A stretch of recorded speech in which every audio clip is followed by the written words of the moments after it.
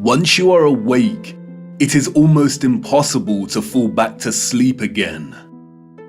Once you discover that the Earth is not a spinning globe, but a flat and stationary plane with a firmament above it, everything changes.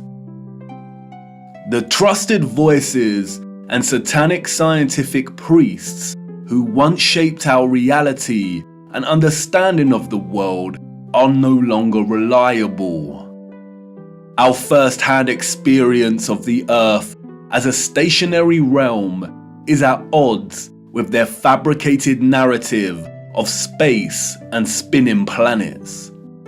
The scarring of our land and the barbaric mining of Earth's once majestic giant trees is at odds with the history books and geological narrative.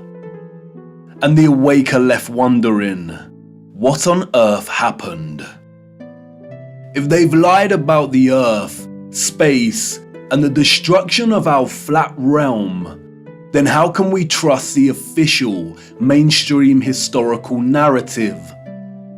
The historical narrative, like the heliocentric model, does not make sense. It doesn't add up.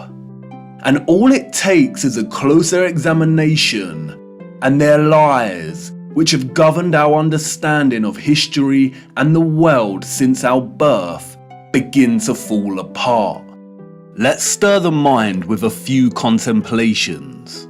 We are told that the first true power tool was invented in 1895, when a German company combined an electric motor with a manual drill. The drill weighed 16.5 pounds and required multiple operators. It wasn't until 1957 that a company called Bosch began designing power tools in bulk that were both economical and powerful. So then how did our historical ancestors, a more primitive, underdeveloped people, design and build some of the structures we encounter? What about all the gigantic monolithic stones we encounter that have been cut with such precision? Ask yourself, could you repeat this today with the arsenal of equipment we have at our disposal? And what about the magnificent ancient stepwells of the East? Stepwells, we are told, were multi-storied wells built by our primitive ancestors as ways to preserve the water supply during droughts. But look at the intricacy and complexity of these structures. Look at the glory and the finesse. Look at the geometric precision. All dug out and crafted from using hand tools. Yeah, right.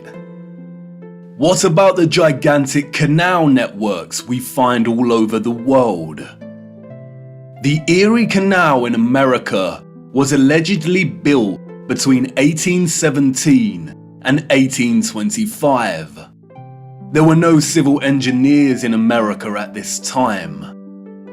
The people responsible for planning construction were novices, we are told.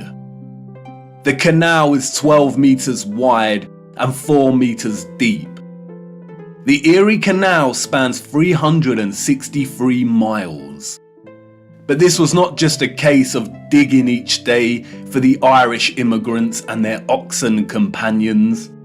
They had to fell hundreds of trees as they passed through the virgin forest. They had to build complicated aqueducts and locks, and they had to pass through the Niagara Escarpment, an 80-foot high wall of hard limestone. They had to use black powder to blast through this, we are told, as dynamite had yet to be invented. The canal spans 363 miles and was constructed over an 8-year period. This means that on average, 1 mile was completed every 8 days. What a record, especially since those responsible were novices, and power tools and dynamite were yet to be invented. I can tell you now, The so-called early settlers of the Americas did not build these canal systems. And what of the grand and magnificent castles scattered across our realm? Did you know that most were designed and constructed without plumbing systems and methods to heat rooms properly? The royal and the elites of the past were content without having the accessible necessities of survival, just as long as they could live within the grand and the glorious, while the peasants, in their modest abodes, enjoyed warmth throughout the long dark winters? I don't think so. And of course, there is the impossibility of the Great Giza Pyramid Complex. The pyramids, we are told, were constructed somewhere around 2500 BC. The Great Pyramid itself consists of 2.3 million blocks of limestone and granite, and its overall structure weighs 6 million tons. The largest granite stones weigh between 20 and 80 tons each. 20 tons is 20,000 kilograms. These blocks were carved from quarries with copper chisels and allegedly transported from 800 kilometers away. The so-called experts can only theorize that a vast amount of slave labor was required. Being gullible and falling for the official narrative of slave labor is one thing, but can someone please explain how the air shafts of the Great Pyramid align so neatly with the circumpolar stars? And then there is the curious case of star forts, or what the official liars of the world call bastion forts. Developed in the late 15th and early 16th century, these forts, we are told, were designed during an era of gunpowder and the cannon. The geometric design offered a nation's military protection against blind spots during conflict. Of course they did. We all know that the best protection during war is to design a fort with such precise geometric patterning. Has any real historian ever stopped to think just how perfect the geometry is here? Our primitive ancestors did not have the technology to view structures from above, but they still managed to achieve this? Give me strength. There is no way. We could not produce such perfect geometry on this scale today. We've been fooled once again. We have been indoctrinated with a false historical narrative and timeline. And, like the silly heliocentric model, all it takes is a closer look at this narrative and things soon start to fall apart, and the lies become so blatantly evident. Because of their satanic lies, piecing together an accurate, honest historical timeline has become an impossible Rubik's Cube. The official narrative, a Pandora's box, only offering us tiny clues, half-truths, and deceptions. The stitchings of our true historical timeline have been loosened. The contents erased and muddled before we were even born into this world. And herein lies the problem. How to know where you are going if you don't know where you are in the first place? But you see, awakening is truly a gift. Once awake, we learn that we've always had the answers right in front of us. We've always had more than we know. But we had to regain our sight first before things started falling into place. Before things started to make a little more sense. And here we are again, viewer, at the precipice of another great journey. What if I told you that before us there existed a civilization that was responsible for the most advanced technology ever developed, and that it was their understanding of the workings of our flat realm that was key to their innovation?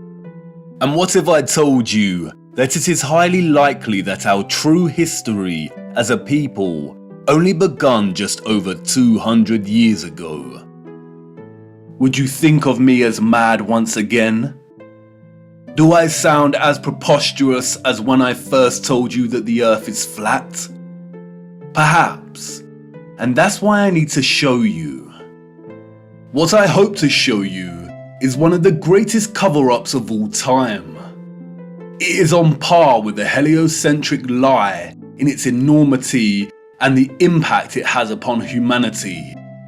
And, as I will try to show you, it is inextricable from the true nature of our flat realm Earth, and you cannot understand one without understanding the other.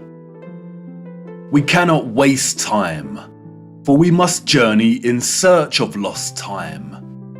At its heart, this is a story about deception. It is also a story of endings and beginnings, of death and rebirth. And please bear with me. Due to the deceptions and falsities underpinning our historical narrative, this story cannot be told in a linear fashion. We need to go back and forth in time to really draw out something that brings us a little closer to the truth. It is also imperative to understand that, like much contemporary science, history as a discipline was corrupted a long time ago. At its most innocent, a lot of established historical narrative is guesswork. But at its worst, it is a set of lies agreed upon, as the so-called Napoleon put it so succinctly. We are going to be digging in the dark. No historian will be there to help us. We are alone in this journey. Our journey is a hunt for things buried in plain sight. And things may become a little uncomfortable at times, but it is necessary. We have been living a comfortable lie for far too long now. Come on, jump in and put your seatbelt on. For to understand our place in the world, we need to do the unthinkable. It's time for us to take a journey back to the future.